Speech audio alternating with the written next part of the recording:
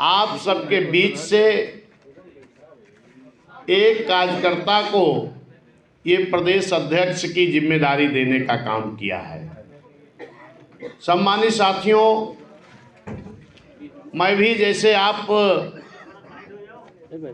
लोग हैं, क्योंकि मैं भी पहले 90-92 में मैं बूथ का अध्यक्ष रहा। 2 तारीख दूसरा महीना 96 को मैं सेक्टर अध्यक्ष बना। फिर जिले में लगभग महासचिव, कोषाध्यक्ष, सचिव, सलाहकार जो भी पद रहे मैं उस पर काम किया। बीबीएफ का मैं संयोजक भी रहा। उसके बाद मंडल संगठन पहले बनता था तो मैं मंडल का सचिव, महासचिव रहा। 2007 के चुनाव में मैं झांसी से लेकर के चित्रकूट, इलाहाबाद, मिर्जापुर, बनारस तक मैं सुरक्षित सीटों पर काम किया।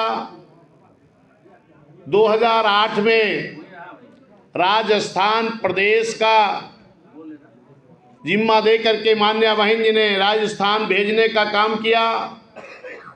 उस वक्त भी मैं वहाँ के सभी कार्यकर्ताओं, पदाधिकारियों, सब के बल पर वहाँ के भी कार्यकर्ताओं के संघर्ष से 6 सीटें आई।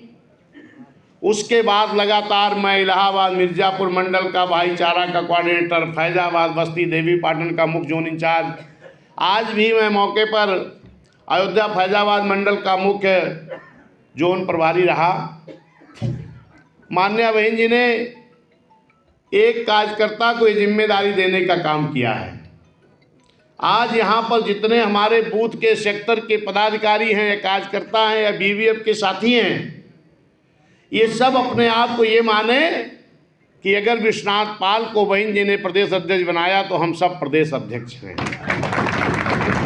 क्योंकि बहुजन समाज पार्टी एक ऐसी पार्टी है कि जिस पार्टी में नेता कोई नहीं होता है, सभी कार्यकर्ता होते हैं। अगर नेता कोई है तो हमारी नेता मान्या बहन कुमारी मायावती जी हैं।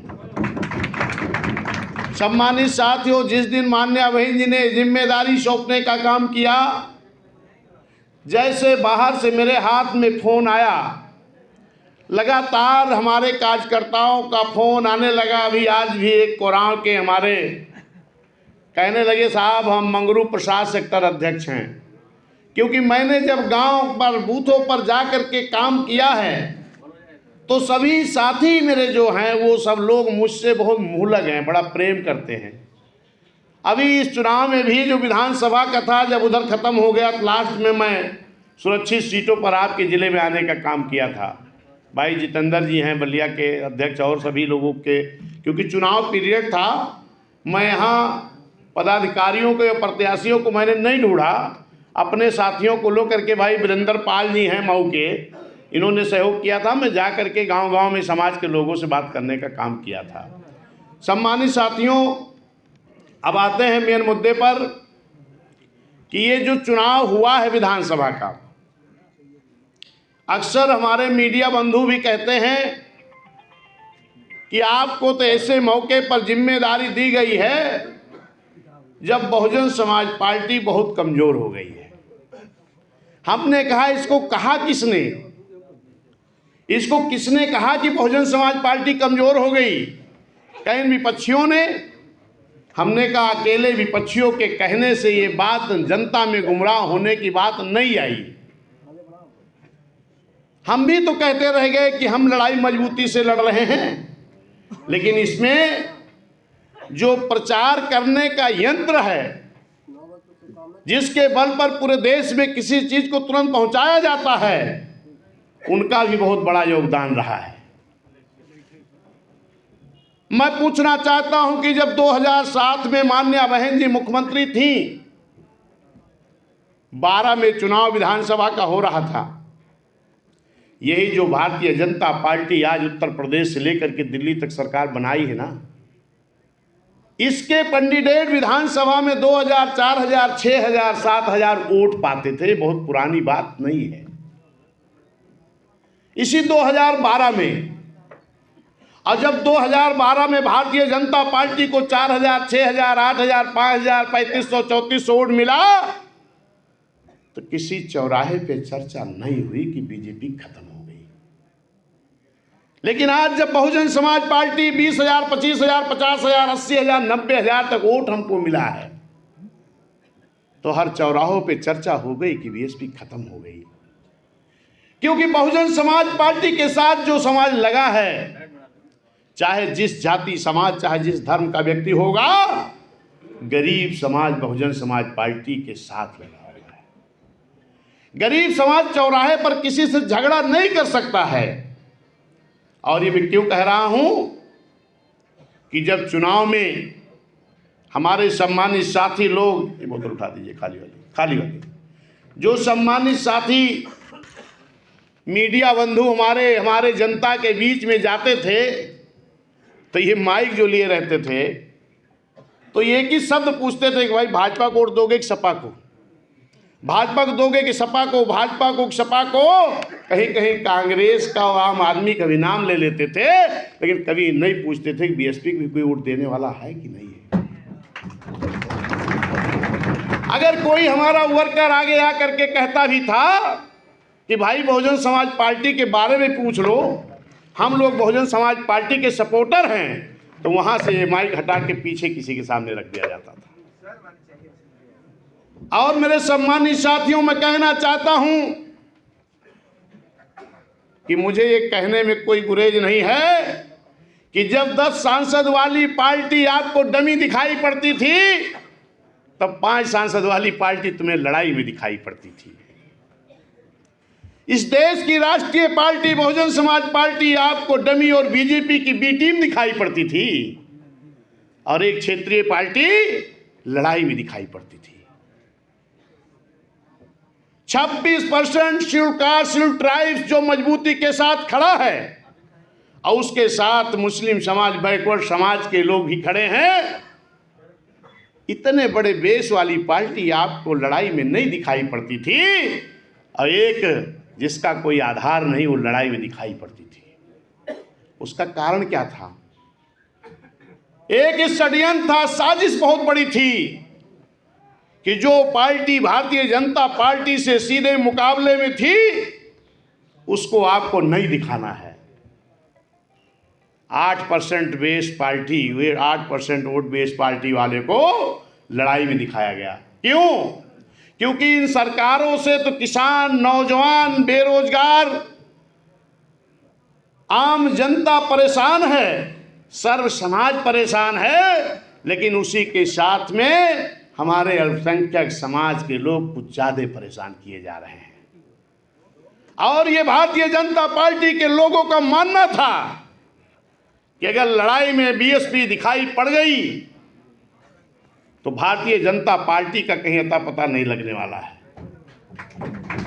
लड़ाई इसलिए समाजवादी पार्टी की दिखाई गई कि अगर भाजपा को हराने के लिए अल्पसंख्यक समाज पूरा वोट अगर समाजवादी को दे देगा, तो 20% अल्पसंख्यक और 8% यादव, कितना हो जाएगा? 28। और 2-3% माहौल पे आ जाएगा तो कितना हो जाएगा? 31। समाजवादी को कितना मिला है? 31 पॉइंट कुछ। लेकिन यदि अगर बहुजन समाज पार्टी जो वाकई में लड़ाई में थी, अगर इसको लड़ाई में दिखा दिया गया होता, तो 26% शेड्यूल कास्ट और 20% हमारा माइनॉरिटी समाज अगर इकट्ठा होता, तो 20 और 26 कितना होता?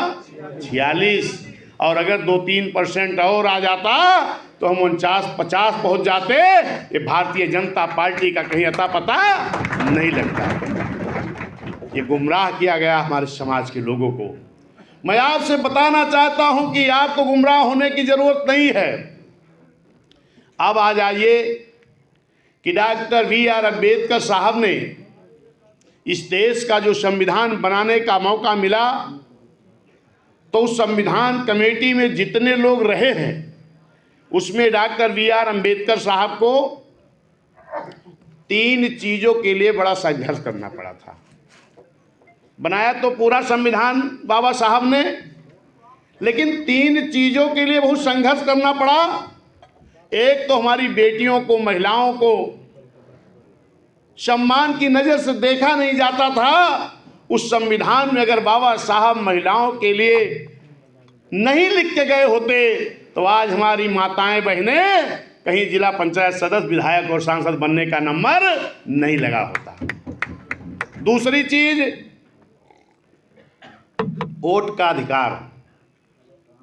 जितने लोग उस वक्त उस कमेटी में थे वो यही चाहते थे कि वोट का अधिकार सबको बराबर का ना दिया जाए। बाबा साहब कहते थे कि अगर ये देश आजाद हो रहा है और इस देश में वोट की व्यवस्था हो रही कि जिसके बल पर राजा बनना है, रानी के पेट से राजा नहीं पैदा होगा, वोट से राजा पैदा होगा। तो अगर सबको वोट की कीमत बराबर नहीं होगी, सबको वोट का अधिकार नहीं दिया जाएगा, तब कैसे राजा चुना जाएगा। बाकी लोग क्या चाहते थे कि जिसके पास स्नातक शिक्षा हो, जिसके पास बड़ी लगान जमा होती हो, जिसके पास कई एकड़ जमीन का मालिक हो, उसको वोट का अधिकार दिया जाए। अगर बाकी लोगों के कहने के हिसाब से होता तो यहाँ हमें लगता हम जितने लोग बैठे हैं इसमें किसी के पास वोट का अधिकार नहीं होता। लेकिन बाबा साहब ने कहा नहीं, इस देश में वोट का अधिकार सबको बराबर का होगा, चाहे कोई गरीब होगा, चाहे अमीर होगा, चाहे कोई राजा होगा, चाहे कोई फकीर होगा। बड़ी मेहनत करके बाबा साहब ने वोट का अधिकार सबको दिया। आज उसी के नाते हम सभी गरीब समाज, सभी लोगों की इज्जत और सम्मान है। तीसरा पॉइंट, आरक्षण। आरक्षण, अगर बाबा साहब इस दुनिया में नहीं होते तो आरक्षण नहीं मिलता। आरक्षण क्या चीज है? बाबा साहब को लगा कि जब ये देश आजाद हो रहा है। इसी तरह की खबर पाने के लिए चैनल को सब्सक्राइब करें और बेल आइकन की ऑल बटन दबाएं।